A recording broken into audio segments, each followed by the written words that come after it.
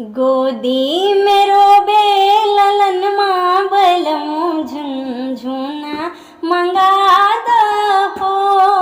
गोदी में रोबे ललन माँ बलम झुनझुना मंगा दहो। नहिरा में रही तो अम्मा के कही तो, नहिरा में रही तो अम्मा के कही तो, सासू के कही तो लजेलम बलम झुनझुना मंगा दहो।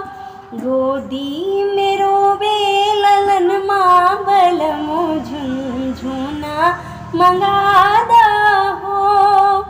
नहिरा में रही तो बहिनी के कही तो, नहिरा में रही तो बहिनी के कही तो, ननदी के कही तो लजेलम बलम झुनझुना मंगा दहो।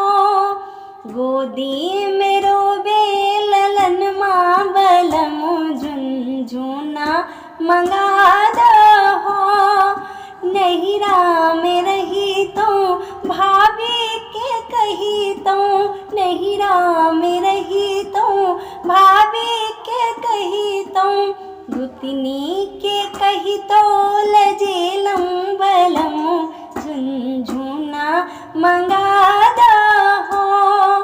गोदी में रोबे ललन माँ बलम झुनझुना मंगा दहो। नाम सबको टिके। अगर आज सबके हमार मम्मी के गीत नीक लगैया तो हमार मम्मी के यूट्यूब चैनल के सब्सक्राइब करो और ओकर पास वाले घंटी के सेहू क्लिक करो। धन्यवाद। जय मिथिला, जय मैथिली।